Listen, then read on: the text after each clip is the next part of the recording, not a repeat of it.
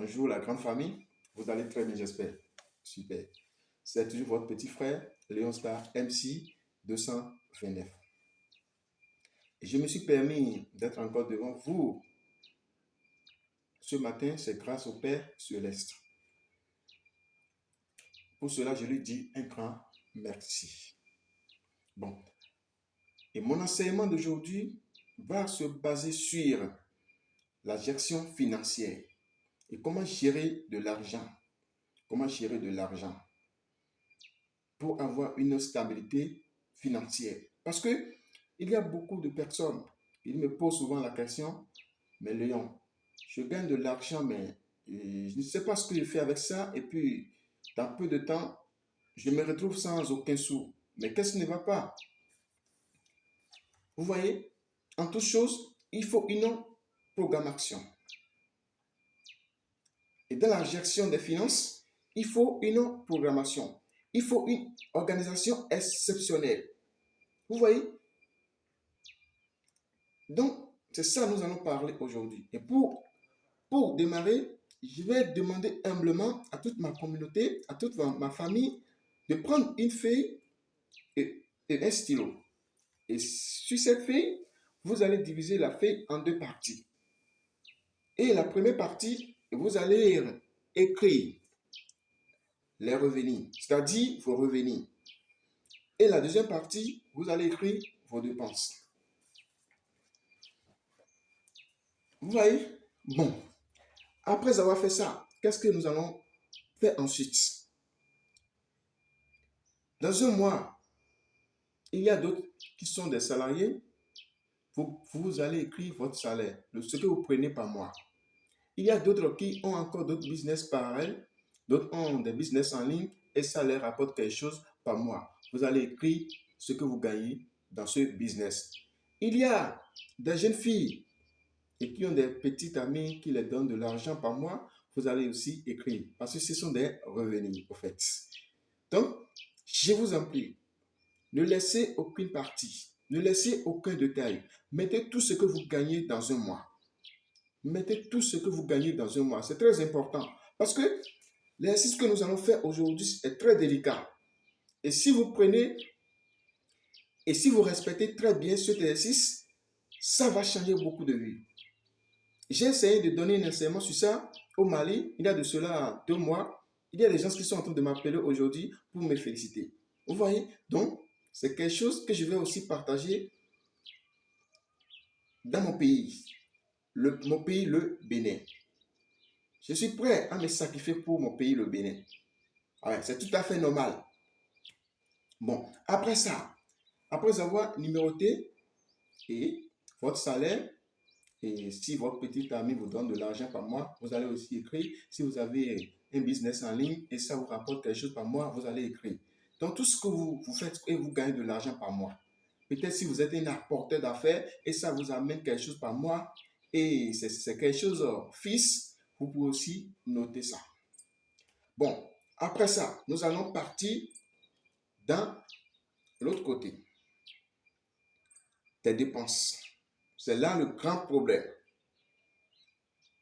C'est là le grand problème. Et qu'est-ce que nous allons faire à ce niveau? La première des choses, il y a les charges fixes. Au niveau des dépenses, il y a les charges fixes. C'est-à-dire le loyer. S'il vous plaît, si vous êtes en location, faites tout. Et ce que vous gagnez dans un mois, le loyer que vous allez prendre ne va pas dépenser 30% de ce que vous gagnez dans un mois.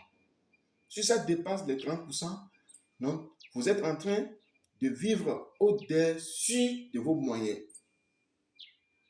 Et si vous vivez au-dessus de vos moyens, ce n'est pas très bien pour avoir une stabilité financière. C'est que vous êtes en train de vous insulter vous-même. Vous êtes en train de plonger vos enfants dans la pauvreté extrême. Vous voyez un peu? Donc, ne vivez jamais au-dessus de vos moyens. S'il vous plaît, je vous en supplie. Je suis votre petit frère, je suis votre jeune frère. Vous voyez? Donc, je n'ai rien de spécial à vous apprendre. C'était juste pour un échange. Vous me suivez? Super. Après ça, il y a les charges fixes, il y a le courant, la facture de l'électricité, la facture d'eau, oui, recharger du gaz. Vous voyez, il y a le téléphone portable, parce que d'autres font des abonnements sur les Wi-Fi. Donc, il y a ces trucs-là, vous allez tout écrire. Vous voyez, le crédit, si vous avez un crédit à rembourser, peut-être vous avez fait un prêt à la banque et chaque fin du mois, vous payez une somme. Vous payez une somme. Vous allez aussi mentionner ça. Donc, c'est aussi une dépense. Après ça, nous allons venir au niveau des charges variables. Il y a deux charges variables. Il y a charges variables courantes et charges variables occasionnelles. Dans les charges variables courantes, qu'est-ce que nous allons dire? Il y a la nourriture. La nourriture, c'est que vos ravitaillements que vous faites à la maison et la petite famille mange. Vous voyez? En dehors de ça, vous partez dans des restaurants pour des plaisirs et tout, vous allez aussi mentionner ça. Parce que parfois, il le faut. Il le faut.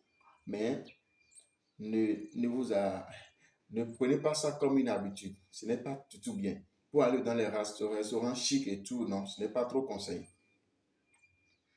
Après ça, nous allons partir sur des charges variables occasionnelles. C'est là que vous allez essayer de minimiser vos dépenses. C'est là que vous allez essayer de vous poser beaucoup de questions. Là, il y a des sorties. Ouais, je vais sortir avec mes amis pour aller à la plage, pour faire ci, pour faire ça. Pose-toi une question. Est-ce que c'est vraiment important de faire? Est-ce que c'est vraiment important pour que je fasse cette sortie? Il faut te poser des questions. Oui. Après ça, des vêtements. Ça, je vais rentrer dans le camp des femmes. Parce que les femmes aujourd'hui, d'autres disent que ils ne vont pas porter deux habits deux fois, trois fois. Non, s'ils portent déjà une fois, ils vont acheter d'autres. Non, non, non, non. Ce n'est pas ça. Les vêtements, ça consomme énormément. Si vous avez des habits, si vous portez, essayez de les relaver et reparser-les gentiment et reporter encore. Vous n'avez pas un compte à rendre à quelqu'un. Vous pouvez porter le même habit 5 fois. Ce n'est pas. Il ne faut pas faire l'erreur de paraître bien aux autres, de paraître riche devant les autres. Non, non, non. Ne faites pas semblant sur ce point. Soyez honnête envers vous-même. Soyez honnête envers vous-même. C'est très important. Soyez honnête envers vous-même. Vous voyez?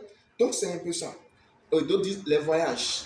Les voyages. Ah, et dans cette semaine, je vais aller en Amérique, je vais aller aux États-Unis, je vais faire ci, je vais faire ça, je vais aller au Togo, je vais aller au Ghana. Bon, juste pour des voyages qui n'ont pas beaucoup d'intérêt. Juste pour aller se balader au fait. Je dis, vous, ce n'est pas que je suis en train de vous interdire à faire les voyages. Vous allez les faire, mais essayez de les minimiser. C'est très important. Après ça, je vais essayer d'aborder rapidement et les équipements de maison. Vous voyez, vous avez une télévision, vous avez dit, bon, ça a déjà fait 2 ans, donc je vais essayer d'acheter une autre télévision. Or, l'autre télévision continue toujours de travailler. Ce n'est pas encore gâté et ça travaille. Les amis, ne changez pas les choses parce que vous voulez échanger. Ne changez pas les choses parce que votre ami a changé. Non, non, non. Ce n'est pas bien. Chacun avec son jeu.